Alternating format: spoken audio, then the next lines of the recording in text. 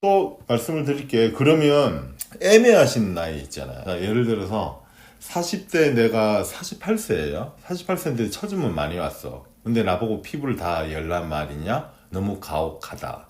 가혹한 처사다. 라고 생각하실 수가 있겠죠. 그죠? 그러면 이 처짐이 좀 덜하면, 처짐이 덜한 사람한테서 이제 제가 쓰는 방법은 두 가지 방법을 혼용했었어요. 제가 이제 쓰는 방법들은 수술 결과가 같다면 최대한 회복이 빠르고 표시가 안 나는, 수술한 표시가 나는 걸 제가 굉장히 개인적으로 싫어하기 때문에 수술한 표시가 안 나는 방법을 선호하기 때문에 점수가 같다면 표시가 안 나고 회복이 빠른 방법을 써요. 예를 들어서 아까 이야기 똑같은 거죠. 20대 환자한테 눈밑이 불룩하게 나왔다고 상안검을 하는 선생님은 많이 없어요. 제가 몇 케이스 보기는 했는데 그런 경우는 상식적으로 용납이 안 되겠죠. 그 왜 그러냐면은 20대는 처짐이 없잖아요. 처짐이 없기 때문에 눈 안으로 결막으로 하나 피부 바깥으로 하나 똑같은 결과가 나와요. 단 수술이 둘 다 잘 됐다는 가정하에. 그러면 결막으로 하는 게 훨씬 이득이겠죠. 그죠?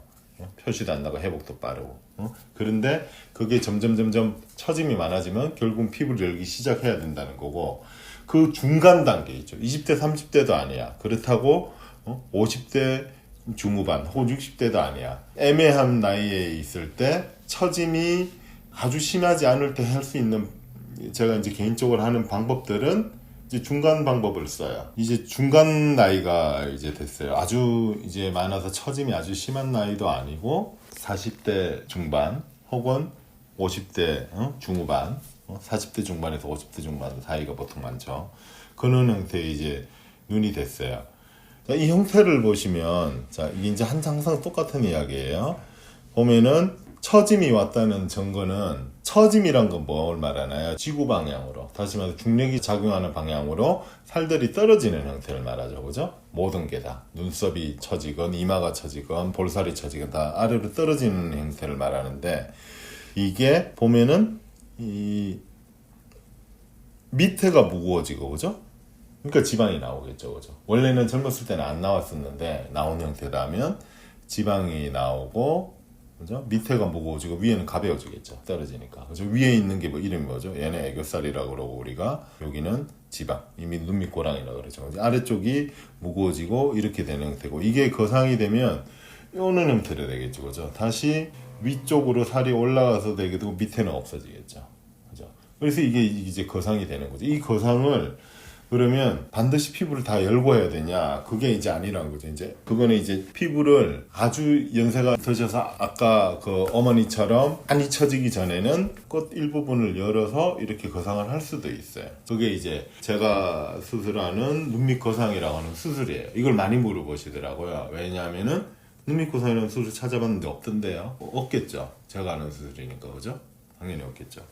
근데 이게 정의를 제가 무슨 뭐 캔디 트임 이런 것처럼 이름을 만든 건 아니고, 이 행위 자체가 눈밑에 처져 있는 이것들을 올려준다고 해서 눈밑 거상이라고 그냥 제가 이제 무슨 특이한 이름을 붙이기 싫어서 그냥 그렇게 했어요. 기존에 했던 거를 제가 좀 최소적의 형식으로 열어가지고 이걸 해주면 어떨까 해서 만든 수술 방법이기 때문에 그렇게 한 거고요. 그래서 결국은 자, 오늘의 이야기는 무슨 이야기냐면은, 예를 들어서 이는 눈을 가지고 이제 상담들을 많이 오세요. 이거보다 이제 조금 덜한 경우가 많으신데, 뭐 40대 혹은 이제 50대 이런 데서만 이제 많이 물어보세요. 눈밑 지방 재배치 하러 왔는데 눈밑 지방 재배치하면 효과가 좋을까요? 그래서 물어보세요. 눈밑 지방 재배치라는 거는 말 그대로 이 형태에서 눈밑 지방 재배치하면 똑같죠. 아까 제가 말씀드렸듯이 여기는 깔끔해질 건데 처져 있어요. 그래서 볼록하고 꺼진 게 덜한 처진 눈이 되는 거예요. 근데 이 처진 눈이 볼록 붙으려면 이렇게 뭐 거상을 해야 되겠죠. 그죠? 원래 자리대로 돌려줘야 된다.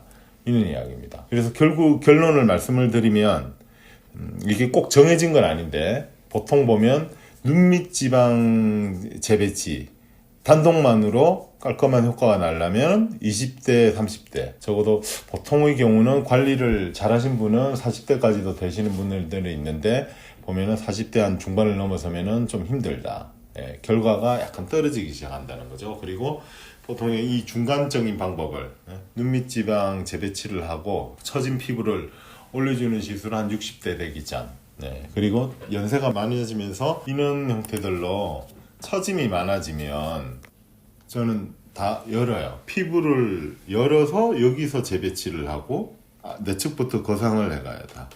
그래서 결국은 연세가 많아지시면 피부를 이렇게 열어서 해야 돼요. 이렇게 처짐이 많으면. 네. 피부 여는 양이 끝에 열어서도 해결이 안 되고 다 열어서 해야지 충분한 거상을 해야지 효과가 좋고 모양 자체가 자기 젊은 눈으로 돌아가는 거죠. 근데 다들 겁내하시는 이유가 있어요. 왜냐면 이게 싹둑 자를까봐. 소위 말하는 이제 이 연세가 되면 보통 이제 물어보시는 게 하안검 엄청 싫어하세요. 하안검. 왜 싫어하느냐? 하안검이라는 수술을 한 친구들을 보니까 눈이 무섭고 눈도 막 뒤집히려고 그러고 모양이 더 이상해졌다. 차라리 나이 든 눈 모양이 낫더라. 그렇게 말씀하시는데 그거는 피부를 열어서 잘라내서 그래요. 이렇게 자른다고 해결이 안 되죠. 그죠? 결국 제일 중요한 거는 이렇게 이제 많이 처지게 되면 거상을 하냐 안 하냐예요. 거상을 해야지 제대로 번잡하더라도 잘라내는 것보다 수술은 지양하고 거상을 해야지 원래 눈대로 많이 복구가 된다. 이런 이야기입니다. 그래야지 이렇게 눈이 이렇게 붙겠죠. 그죠? 잘라낸다고 되는 수술이 아니다. 그래서 결국은 오늘 영상 요약은 이거예요. 제가 굉장히 많이 받은 질문하고 상담 시 엄청나게 많이 받는 질문이 이거예요. 이 형태에서 이거보다 좀 덜하거나 이런 형태에서 원장님이 재배치 수술을 많이 하시니 재배치를 하면은 내 눈이 깔끔해지지 않느냐. 그런 경우도 있고 안 그런 경우도 있다는 거죠. 근데 그거는 처짐이 있느냐 없느냐고. 나이가 많이 드시면 처짐이 있다는 걸 스스로 아시는데 60 정도 지나시면 아시는데 그 이하나 애매한 나이 있죠. 40대, 50대 이런 나이에서는 처짐이 있는 걸 잘 모르세요. 왜냐하면은 불룩하기 때문에. 불룩함 뒤에 처짐이 가리고 있는 것이고 불룩함만 걷어내면은 처짐은 남는 거예요. 그건 이제 선택의 문제죠. 그래서 아까 도입에도 말씀을 드렸는데 남녀가 또 틀리다 그랬죠. 그죠? 제가 제 후기 영상도 올렸는데 저도 재배치만 받았어요. 나이가 많은데. 그죠? 그거는 저는 개인적으로는 이래. 제가 하는 수술 방법으로 거상을 하면 좀 더 좋아질 거예요. 이렇게. 그죠? 이렇게 하면은 굉장히 눈밑 처짐도 없어지고 애교살도 정확하게 보일 것 같은데 일상생활로 돌아가기도 힘들고 이 수술 자체가 회복기도 오래 걸리고 그 다음에 미세한 수술한 티가 나느냐 안 나느냐 이런 것도 저한테 굉장히 중요하기 때문에 저도 재배치만 받았어요. 그러니까 남성들은 주로 저하고 비슷한 생각을 많이 하시는 것 같아요. 제 친구들도 그렇고 아니면 주변에 이제 지인들도 그렇고 보면은 좀 많이 표시가 안 나게 좀 좋아졌으면 좋겠다. 쉽게 말해서 표시나는 90점보다는 표시가 안 나는 75점, 80점을 선택하겠다는 거죠. 그런 거고 여성분들은 좀 더 이렇게 결과를 완벽하게 좀 만들어야 되니까 좀 완벽하게 열어서 해다 이런 입장이신 거고요. 남녀 차이가 약간씩 서로 틀린 면이 있어요. 그러면 눈밑 지방 재배치를 하면 붓기는 어떻게 돼요? 붓기는 첫 번째 제일 중요한 게 수술 방법하고 나이 그 다음에 본인의 컨디션 있죠. 제가 일전에도 영상 한번 올려드렸는데 무슨 오메가3나 이런 등등등 비타민 영양제를 많이 드시고 있으면은 출혈 경향이 많으니까 붓기가 더 많이 생길 거라고 말씀을 드렸고 그 다음에 나이가 젊을수록 붓기가 덜해요.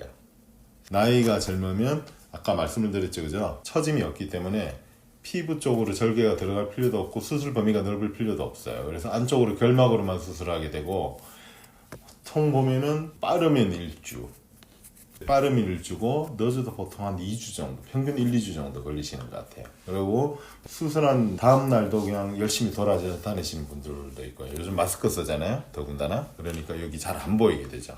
그런데 연세가 드시면 이제 붓기가 많아지기 시작해요. 그 이유는 수술 범위가 일단 넓잖아요. 그 다음에 거상이란 걸 해대기 시작하면은 아까 말씀드렸죠. 피부를 열어서 거상을 한다고요.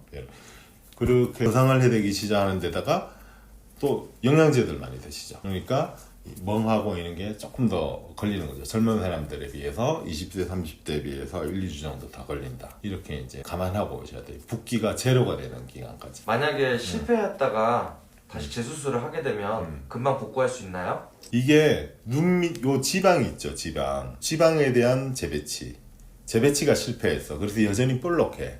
혹은 재배치가 너무 과다하거나 이 재배치를 하지 않고 제거를 해버려서 이게 쑥 들어갔어요. 이런 건 이제 얼마든지 교정이 가능해요. 지방을 넣든지 결국 지방 덩어리잖아요. 그죠 이게?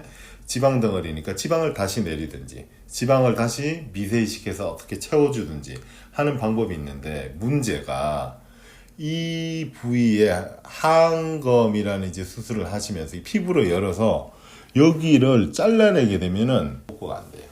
저는 복구 못해요. 왜 못하냐면 이 애교살이라는 부위가 있는 데거든요. 이 애교살은 근육이에요. 살인데. 안 그러면 지방을 위쪽으로 재배치를 해주겠죠.